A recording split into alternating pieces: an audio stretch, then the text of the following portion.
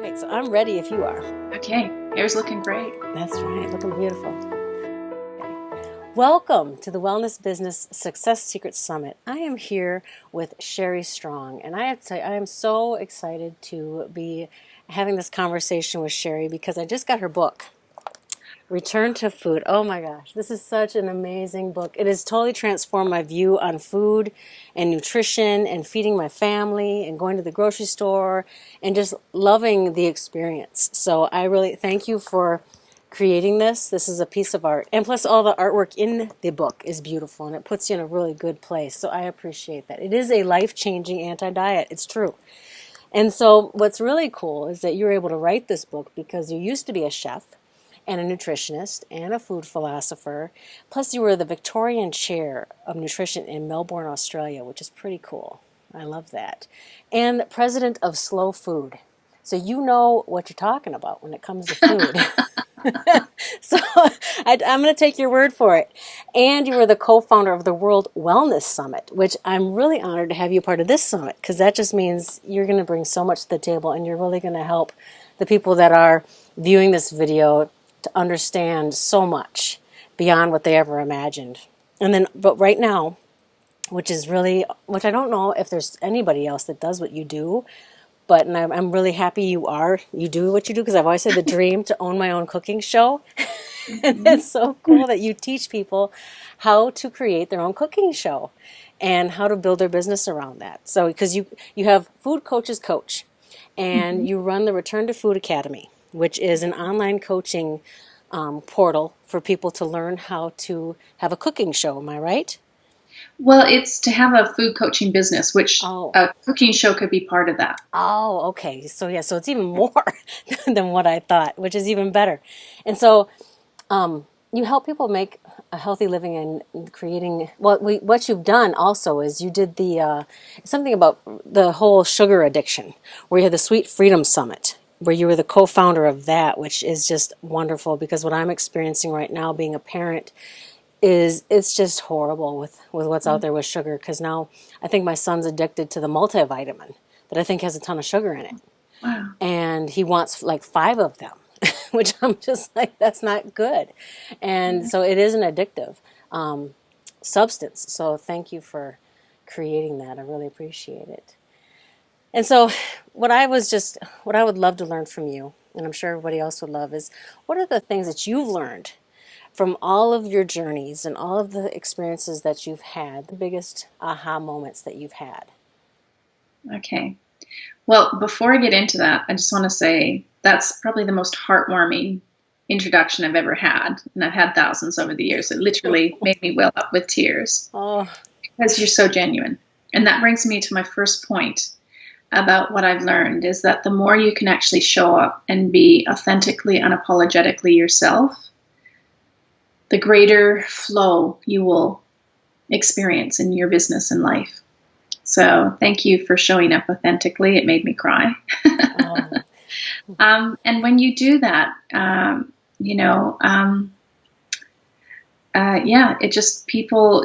you can never be more attractive than when you're being yourself. I agree. And so the other piece around it is to take a multidisciplinary approach. So when I was just teaching, nutrition, my clients had this much success. And when I started to bring in the food component, their success went like this. And then when I brought in the philosophical approach as opposed to the medical approach around nutrition, really, which is counterintuitive for humans. So I brought in a more intuitive philosophical approach to food. The learning went up here. And then I brought in the concept of hypernourishment, where we remove toxicity mentally, emotionally, spiritually, and physically, not just in our food. There's so many other areas where we're toxic. You don't get rid of that. You don't get rid of the drivers that are drawing you to eat the sugar, So the multidisciplinary approach, the bringing in all these different aspects, and you don't have to do it all at once. It took me 30 years to get it all there. But the more you can value add in that, it's not just about don't eat this and eat this. It's really about so much more, and understanding us as a human and understanding people as a species holistically you're going to have so much more success with them getting success. And the last piece is probably the hardest one for me, is consistency. So showing up consistently in spite of your doubts, in spite of your fears, in spite of all the obligations that we have in modern living. But if you can show up consistently, add value to the people in your tribe, serve them, it may not look like you're moving the dial. You might send an mail out, to thousands of people, and you're like crickets, you hear nothing. And then, 3 weeks or 6 weeks or a month down the track, you're meeting people who are like, I know you're from Sweet Freedom Sunday, I love your videos, that kind of thing. And then you go, oh, someone's watching. Oh, good. Thank you. So you just keep showing up. And what it does, the other piece that it does, consistently showing up, is you're broadcasting consistently to the universe. This is what I'm doing. I'm not just going to do a sprint and see how it works. And then if no one gets no one's interested, I'm just going to give up. You're just consistently showing up and you're broadcasting the universe. I'm going to work towards this. I'm committed to this. I'm in for the long haul, and I want to serve people, and it will bring people to you. I agree. Oh, I know. Because, you had no idea that I was watching you. And then I reached out. No idea. I know. And so that's wonderful. We work in our businesses daily, and we have our daily pattern of behavior, just like we have our daily pattern of what we eat and how we bring in food into our life. But then we also have our habitual habits that we may not be aware of. And so, but I believe that you probably have a very high awareness because you've gotten to be at a certain success level, in my eyes. And I'm sure that you've seen a pattern of behavior that was what we could call them mistakes, but we could also call them opportunities of advancing or of learning. What have you seen that is a repetitive behavior pattern that you remedied over time to make you propel even further in your career? Yeah. Well, I think the behavior I had that was harming my business was a behavior of avoidance. So I would do the things that I liked, that I was good at, and I would avoid anything that challenged me or I was really uncomfortable with. And when I first started my business, it was a cooking school. The thing I was avoiding was the marketing, getting out, networking. I hated it. I was just like, oh my goodness. I hated making sales calls, all that kind of thing. And the behavior I switched that up with was eating. So if I didn't want to make a sales call, I'd make a chocolate cake and then eat the chocolate cake, right? So crazy stuff when I first started out. And it took me a long time to learn that wasn't working. And when I started to tackle the things that I was uncomfortable with, so the sales, the marketing, the networking, and putting myself out there. So building content that I was afraid would suck. And to be quite honest, when I look back on it, I pray that those videos do not surface ever again, right? So I did a series for one of the cable companies in Australia, Optus Network. Yeah. And it was terrible. I shot 6 episodes in one day, which is huge because there was many segments in each episode. So I finally just started to embrace being uncomfortable with things. And I still have that tendency, and I can avoid doing the things I'm uncomfortable with. So the one thing that you do very well is you have an online academy, an online school for people that want to really learn from you and follow your way of how to have a successful business and how to be a good food coach, and also how to have a cooking show, which I think is phenomenal. So what is the one thing that has made you successful with the online business that you could share with the people that are watching right now? Well, I'm an introvert, so this often surprises people, but I absolutely love speaking in front of a group, and the bigger the better. I'm just I don't know what it is, if it's, latent narcissism or maybe very present, but I love speaking to a group, and I love that live component. So although I have an online business and a lot of my content's pre-recorded, the thing that's actually building my business most significantly is the speaking, getting out to crowds and speaking. It's a great marketing tool, and although we think online, We think we can hide out in our house, in front of our computers and do all that. It's really getting out with people that will spread your message, far and wide. Taylor Swift is one of the, biggest social media icons out there, but she didn't get there from doing concerts in her bedroom, right? True. Yeah. And something you had spoken to about, you interviewed Mary Ellen Tribby, and the fact that that whole concept that if someone's saying you can just make $1 million overnight, or whatever with an online business. One of my friends who's been in the business for 20 years said the only thing passive about an online business, when they talk about passive income, is when you're not working, your income becomes passive. That's right. Right? Yep. So, yeah, it's not anything. It's like attention goes. I have one of my online businesses is selling zoodle makers on Amazon. And if I'm not paying attention to that, the sales go down, where I was selling thousands, a month. Right now, it's not the focus of my business. I'm selling a lot less. It's just anything that you deprive attention of really is not going to grow. And so say it did grow and you didn't pay attention to it. It's like a garden that's growing that you didn't pay attention to. It might be growing, but there's a lot of weeds. It's not very organized, and it's going to take a lot of work to then sort it out. So I think the garden analogy is the best one for that, is that if your online business isn't cared for and maintained like a relationship, like any other business, it's going to grow wild. It's going to develop weeds and problems that will require more work in the long run. Yeah, I've even compared it to having an infant and not paying attention to it. It's going to get a dirty diaper and it needs to get changed. So I can go even more extreme. So yeah.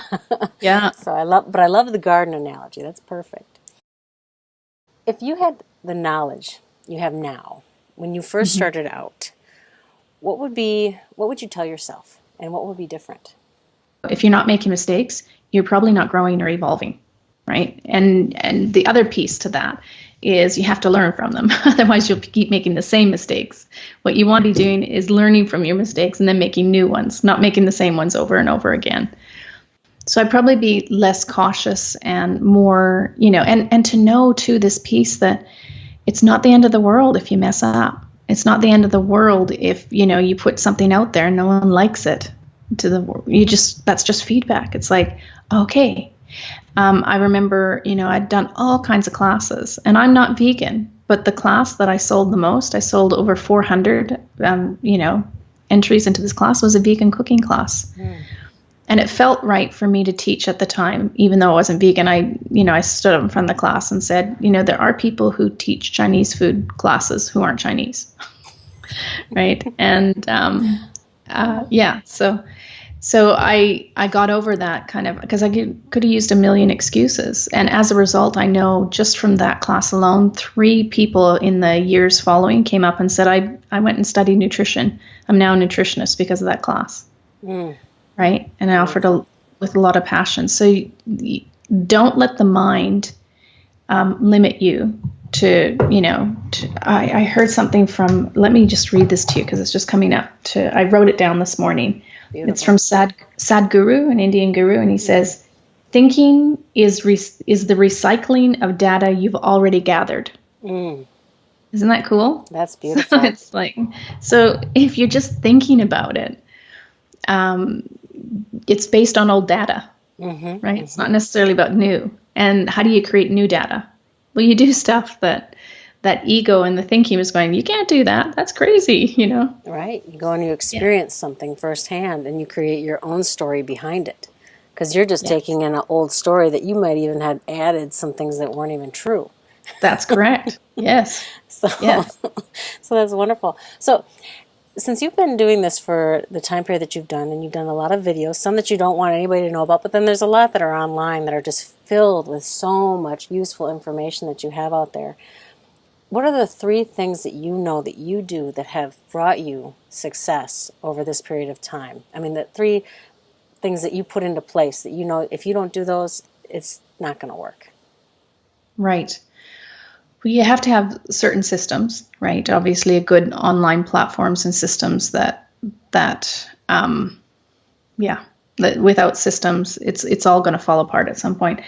And for me, I'm not a systems person. It's not my, easy kind of thing. So I've had to get people to do that for me. So setting up and having people in place to do the things I'm not good at in those systems has been really important too.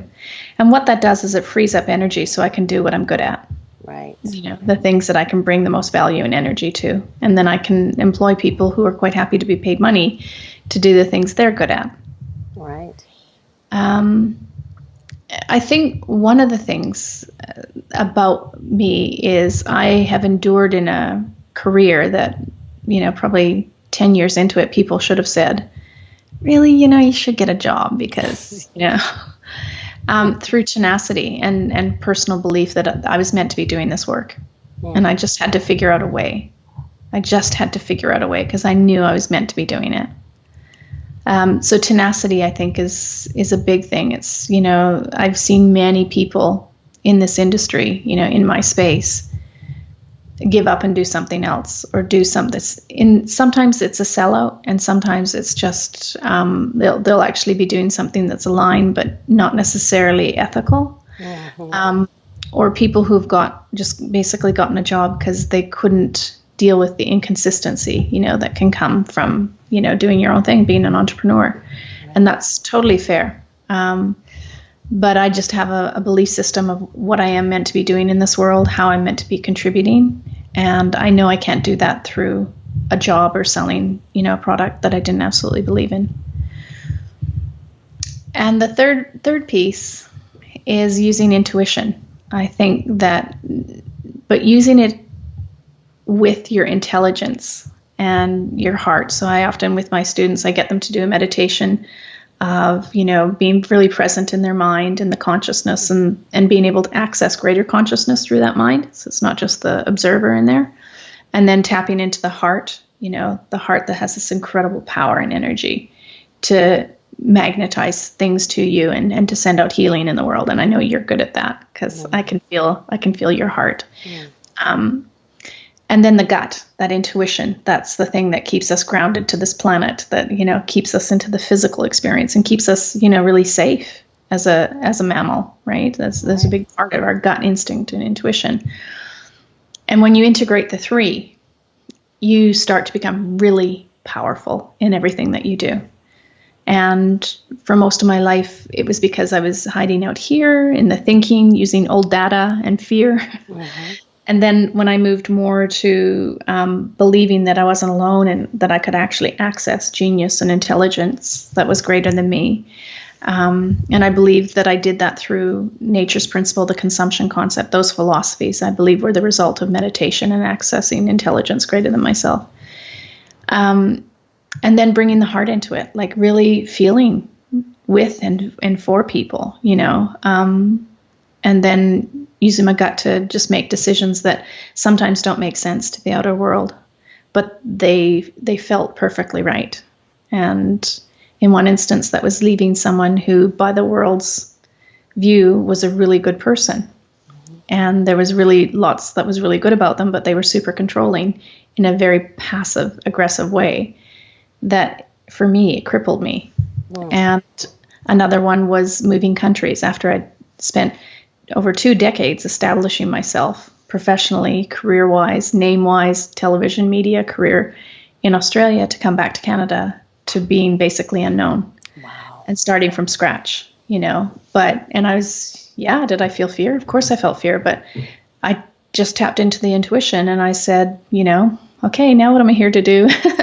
And someone said, okay, they need teachers at the Institute of Holistic Nutrition. Mm. So I went to the Institute of Holistic Nutrition and the head of school said, what would you like to teach? And I looked at the syllabus and I said, there's only one class I want to teach, and that's professional skills development. And it was one of those things that as it was coming out of my mouth, I'm thinking, what the hell are you thinking? You've never taught that? Like, you're not interested in teaching any of the nutrition courses and all this stuff. So that discursive mind was just going off like that. And I'm looking at her and she says, oh, that's great. It's the only class we don't have a teacher for. And then I started teaching that class and I fell in love with the content of it. And I saw all these nutritionists graduating And it was like lambs going out into the slaughter, grunions going over the cliff, it's just like, oh my God, they don't know. They know nothing about how hard it is to make it in this business. And I saw a business opportunity in helping them to shortcut the, hundreds, if not thousands of mistakes that I'd made. Mm. And because what I know is that, like yourself, myself, we all want to help heal the world. Well, if we don't have the basic income to do it, it's completely unsustainable. And we're not going to be out there helping a lot of people. So if I can help people get there, further, farther, faster and do the work and overcome their insecurities in order to do the work, we accelerate world wellness, which was one of the philosophies for the World Wellness Project. That's beautiful. I love it. I know that from just going to your website and checking it out, I learned so much because you've got it put together so well. And it's organized in a way where you make people feel so welcome and they're able to receive the information so easily. So now, what is your web address? Is it Return to Food or what is it? Yeah, so there's two businesses I have. If you're interested in the food coaching skills that I help people with, it's returntofood.com. Okay, and you'll find information about the academy on there. Yeah. And if you're someone who's battling sugar addiction and just wants to get off trade in the white stuff for the right stuff, it's sweetfreedom.ca. Ah, see, I didn't even see that one yet. I can't wait to learn that one. That's beautiful. Yeah, and because I was just going to say the next evolution of Return to Food coaches is creating Sweet Freedom coaches, which are helping people get off of sugar. Oh, that's beautiful. I love it. Thank you for being such a huge contributor. And with that, you also have a free gift that you're offering to our listeners also, because you are very generous with everything that you provide. Thank you. Well, I have a course called the Food Coaching Business Blueprint. And it takes you through. It's like the kind of the mini course, not mini because it's pretty jam packed of content, but the Return to Food Academy is everything I want you to know. Like that's what saved me. If I had 20 years ago said, "Give me a course of what I need to know," this would have been it. Only it's updated for technology. Yeah. So the Food Coaching Business Blueprint is kind of the introduction to that, and it's a prerequisite course to the Return to Food Academy. And what I do is I offer, if anyone's interested in getting some advice on kind of some food coaching and developing a business on that, I have a 30-minute laser coaching session. Exciting. For your group, yeah. So for all the listeners that want to get involved in that, they'll just be able to select on a free gift and you'll be able to offer that. Oh, yeah, you're amazing. Yeah. So that's wonderful. Or crazy. No, you're gonna learn a lot from the people that would like to take you up on that. So I really appreciate that. And Sherry, I tell you, thank you so much for everything. You are you don't know that you're constantly teaching, even when you don't know that you're teaching. So I really appreciate that in you. So it's a huge gift. Well, you're a sweetheart, Jasper. It's been a real joy to interact with you. Yes. Mm-hmm. So what is the one last tip or a little nugget that you could give to us that we all really need to know? I think the biggest piece that holds most of us back is an evolutionary response. It's not just the ego that's keeping us safe. But there is this part of, or maybe it's a tool of the ego, where it says, I'm not good enough or it's not good enough. So I'm not good enough is when we internalize it deeply, and it's not good enough is when we externalize it. I use the acronym INGE. So I'm not good enough or it's not good enough. And what we can do is, in our desire for our ego to keep us safe, we just internalize it and have negative self-talk, and then we don't do anything. But when the inges are in a healthy expression, just like when the ego's in a healthy place, it will move outside, even if there is a slight danger. So the ego's trying to keep us safe. I believe inges are an evolutionary tool to help us evolve. And so when we're healthy, we go, I'm not good enough. Well, I'll get better. Or I'll heal that bit, Yeah. It's not good enough. I'll make it better, right? Mm-hmm. And I think it's one of the things that actually pushes us as a species to evolve is, but I can do it better, or I can make it better. It doesn't mean that we're less or more for doing it, but we're enjoying the process of life for feeling that discomfort, pushing forward despite it feeling like it's not good enough or we're not good enough. And then we grow ourselves. Right. And so the biggest thing I like to lead people with, and I love, working with my students on this, is to just move in spite of all of that. It's a variation of feel the fear and do it anyway, even if it's not good enough, produce it anyway, and then make the next one better, and then make the next one better. And I've done that. Like, I've done 5 online programs now, courses, and I know each one progressively gets better and better.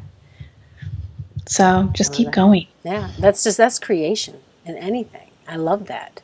And that's what makes creating so much fun, and building and growing. I mean, that's I love it.